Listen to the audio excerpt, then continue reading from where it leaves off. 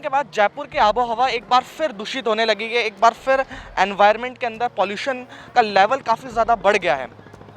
और इसी बीच मुख्यमंत्री अशोक गहलोत ने कोरोना को देखते हुए प्रदेश भर में फटाकों की बिक्री पर बैन लगा दिया है।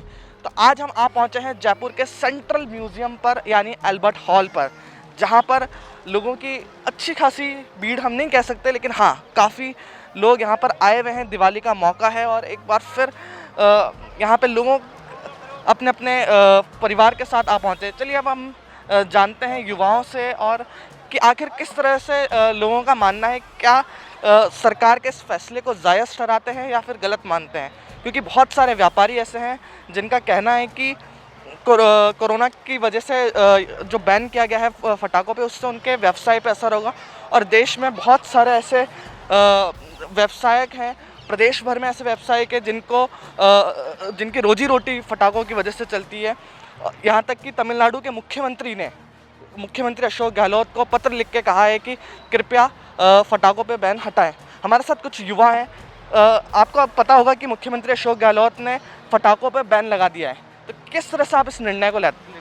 ये बहुत अच्छा निर्णय भाई, क्योंकि इससे अभी ऐसे ही जैसे सांस संबंधी बीमारियां फैल रही है, कोरोना भी मतलब ऐसे ही फैल रहा है कुछ, क्योंकि एक दूसरे के पास खड़ा रहने से इससे फटाकों से बहुत कुछ वातावरण में भी अच्छा होगा, ऐसा कुछ। ठीक, लगातार जिस तरह से कोरोना फैला है और उसका जिस तरह से इम्पैक्ट देखने को मिला है, और इसी बीच जिस तरह से गहलोत ने फैसला लिया है, क्या आप इसको जायज़ मानते हैं कि ये बिल्कुल सही फैसला है? जी सही है फैसला, बिल्कुल सही फैसला है। कुछ और युवा भी हमारे साथ यहाँ पे मौजूद हैं। क्या लगता है आपको कि फटाकों को बैन करना चाहिए? क्योंकि एक लंबे अरसे से इस तरह के सवाल उठते आए और कहा जाता रहा है कि फटाकों पे बैन लगना चाहिए। देखिए, फटाके जो होते हैं ना, पहली बात तो ये होता है कि इसके दो कारण से होता है। एक तो वायु प्रदूषण होता है, पहली बात तो ये होता है। एक साउंड पोल्यूशन होता है। साउंड पोल्यूशन और एयर पोल्यूशन के लिए अगर इन चीज़ों को मद्देनज़र रखते हुए अगर अपन इसका फैसला अगर गवर्नमेंट ने लिया है तो ये बहुत बेहतरीन निर्णय है। दूसरा ये है कि अगर पोल्यूशन और अभी जो कोविड-19 जो चल रहा है उसको अगर उसके बारे में अपन बात करते हैं तो उसको देखेंगे कि मतलब लोग अगर फेस्टिवल को ज़्यादा गैदरिंग से ज़्यादा मनाएंगे तो उसमें सीधी सी बात है, वो सारे फेस्टिवल के सारे वो पूरे कंप्लीट करना पड़ेगा कार्यक्रमों को। लेकिन बहुत सारे ऐसे लोग भी हैं, एक व्यापारी वर्ग बहुत बड़ा है जयपुर के अंदर जो इसी व्यवसाय से जुड़ा हुआ है।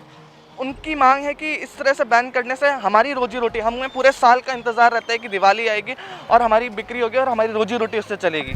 देखिए, असल में क्या है कि जो कोरोना जो बीमारी है ये वैश्विक स्तर की बीमारी है और दुनिया की इतनी बड़ी अर्थव्यवस्था मतलब माइनस में चल रही है और दुनिया की जितनी भी बड़ी शक्तियां हैं वो सब उनकी जो जीडीपीज़ है वो -22 है, किसी की BTN की -22 चल रही है ना। अमेरिका की बिल्कुल जीडीपी गिरी हुई है। तो ये मतलब कोविड-19 का असर तो हर सेक्टर पे पड़ा हुआ है और हर सेक्टर की वजह से, इस वजह से क्या सिस्टम ये रहा कि अभी देखो, अगर वैश्विक मंदी का अगर दौर पड़ रहा है तो उससे ये इससे ज़्यादा असर नहीं पड़ेगा। चीज़ों को समझने के लिए लोगों को क्या है कि सेफ्टी ज़रूरी है।